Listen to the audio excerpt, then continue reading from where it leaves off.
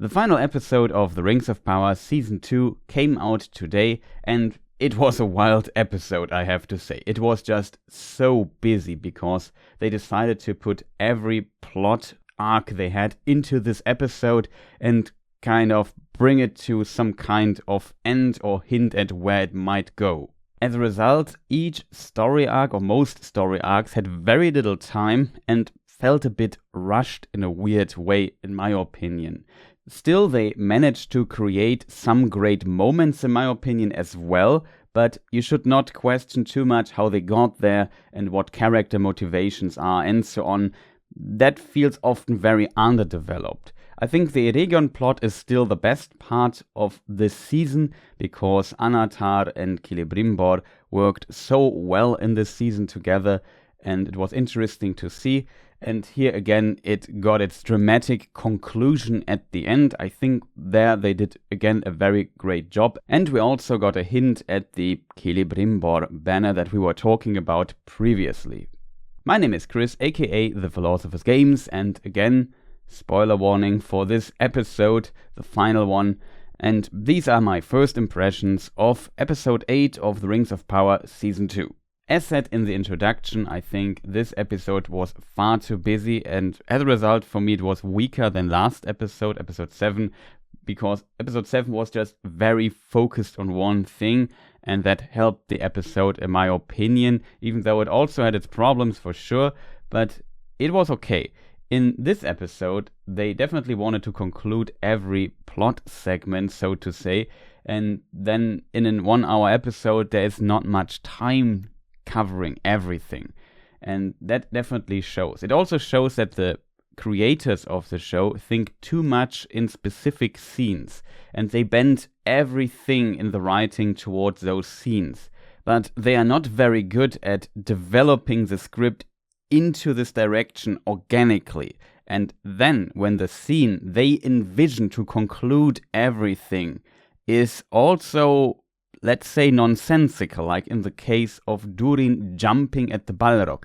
Don't get me wrong, it looked cool. And also, just how they made this scene. They definitely hit the right notes to make this like a strong emotional moment. But if you think too much about this scene, nothing of that makes any sense, to be honest. Like, the complete build-up and the scene crumbles if you think too much about it. Like, he's jumping at the Balrog and then an explosion comes. Before that, he left his ring behind, so that the ring is not out of the equation of the story.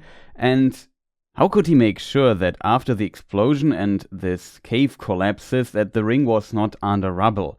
That was kind of strange, I think. Also, how did he know an explosion would come after all? Like, this whole process of what is he exactly thinking of achieving there, jumping at the Balrog and sacrificing himself? Okay, that's a noble thing to do, of course, but the outcome here is so unclear, in my opinion, that what if the cave does not collapse and no explosion comes at the end, and the Balrog just goes through the cave and kills everybody in Khazad-dûm? Like, what exactly was his plan here, and how could he have foreseen what happens? Like, it makes so little sense to me, and it also makes very little sense that he's so stubborn and doesn't listen to anybody.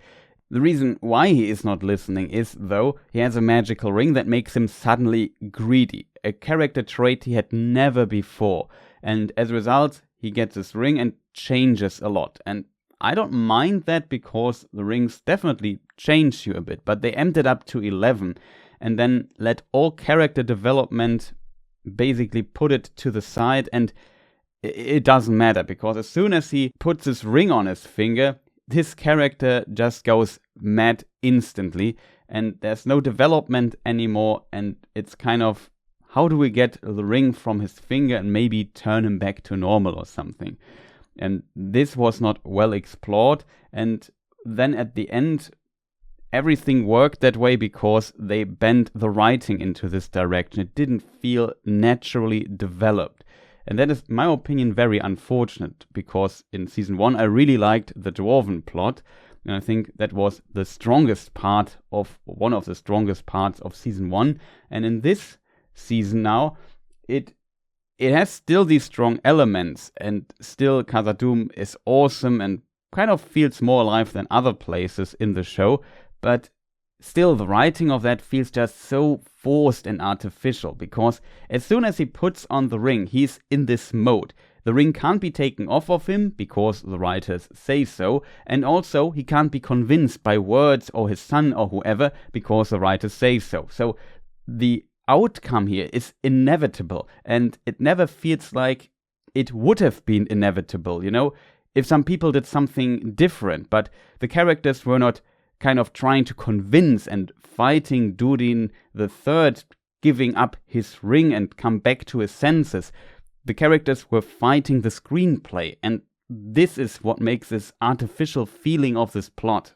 Because the showrunners had this final scene in mind, and it looked visually impressive and cool, but everything else is kind of suffering from the scene. The writing, the character development, all suddenly becomes meaningless if you force your characters too much with the screenplay and not create the illusion of naturally developing to a point. And as said at the beginning, here the writers and the showrunners are really bad. And this critique can be applied to the other story segments as well. Some are better though, to be fair, like Eregion I really liked, because there it feels like at least the relationship between Anatar and Celebrimbor.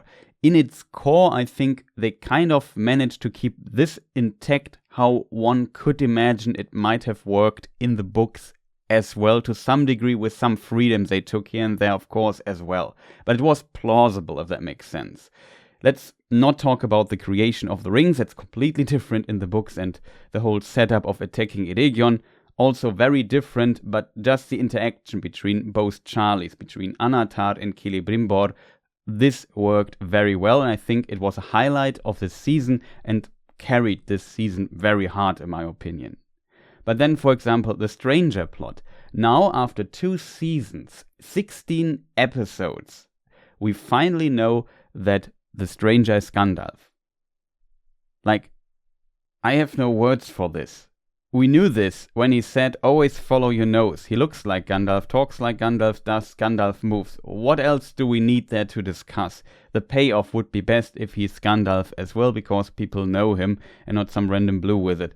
As a result, it must be Gandalf. All people knowing and watching the show knew it must be Gandalf. Most people hoped it was not Gandalf and that they were wrong.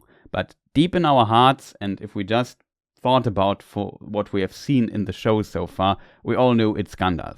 As a result, the payoff felt just very cheap, unrewarding. It was seen miles away already. Well, it's Gandalf. Makes no sense, but yeah, he's Gandalf. And don't get me wrong, I really like the actor. I think he looks like Gandalf. He will make a fantastic Gandalf. I can totally see him being Gandalf. Awesome choice for the actor. Love him. I love the Harfoots, like the actresses, Poppy, Nori, fantastic chemistry, awesome. But maybe do something with these amazing actors. Like, if I would have to describe this plotline in Rune, I would describe it as a non-story. It's not a story. Nothing was really told there. It's, if you think about it, you can summarize this in like 3 sentences. It's just a setup and a smokescreen for moving characters around. Feels like some of those Dragon Ball episodes where they just repeat what happened last episode and have the characters stare at each other for like 20 minutes because the manga wasn't finished yet and they had to wait for it and couldn't just continue the story normally. So Rune was basically the story waiting room. Then in the Southlands we had basically just an episode where Isildur is briefed what was actually happening in Numenor in the meantime in a very short way, and he was kind of surprised by all of this. The Estrid back and forth was interesting, was a bit surprised she did not come with him, though it makes, in a way, sense. I'm not just sure where they want to go with Estrid in this context. They also set up that the Numenorians need timber, and as a result, this will cause conflict with the Ents then later, I guess, in season 3 or something. So there we also have like a little preview what might come to this region. So I have to admit, Pelargir, how it is now, like there are maybe 100 people living there, some old ruins and so on. Nothing much is going on in the area in general. It feels very uninteresting, to be honest. And when I think of Numenor, I think of this massive empire making massive moves and having massive harbors somewhere and spreading their influence, and there are tons of people and so on. But here we have like a village with 100, 200 people or something. And I don't see this changing much in the future, to be honest. Maybe Pelargia looks then more beautiful and so on, but I don't imagine a massive city suddenly growing up there in the middle of nowhere. Like, it's a bit underwhelming, and the Southlands are not that interesting because there's basically nothing there. Then the Eregion plot conclusion was also a bit over the top in my opinion, because Sauron is up in the tower, has to fight the guards, has to kill Celebrimbor. In the meantime, Galadriel can go through the secret Dwarven tunnel with the refugees and escape with the 9 rings, as Celebrimbor said to her she should do. And meanwhile, Adar is still not in the city. He's still outside attacking, fighting. It's still night. And then Galadriel escapes the city, and the orcs are already there. And also Adar is there. The new orc friends of Sauron catch up, and also Sauron is then suddenly there as well. Of course he's there. Where else should he be? The time and things happening in the meantime, in the background, didn't matter at all.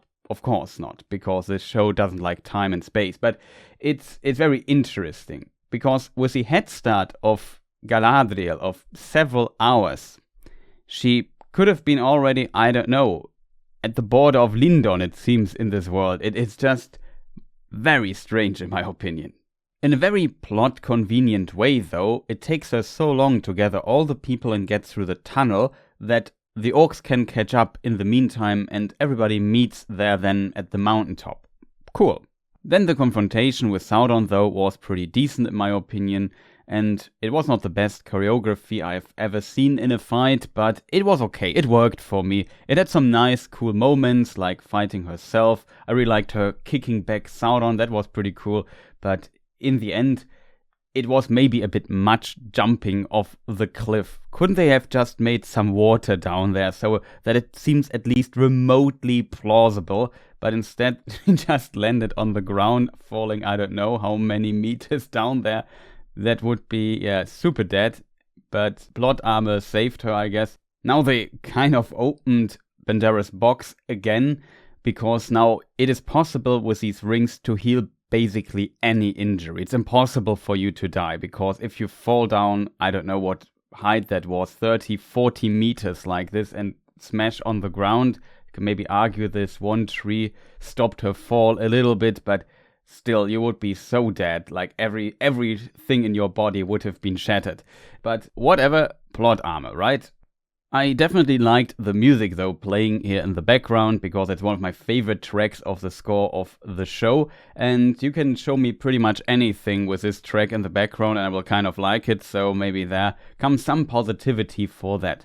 Like I said, I felt in this episode, overall, it had strong moments here and there, but you should never think too much about how they went to this moment, because often there it falls apart. That's very unfortunate. I think the episode was too busy for its own good, but I still think it was a somewhat decent episode in a strange way, because it had some parts, like the performance of both Charlies, that carried it kind of again. I like the moment when Celebrimbor stands up again and basically takes back the power in this room, even though he dies. I liked his dying words to Sauron and so on.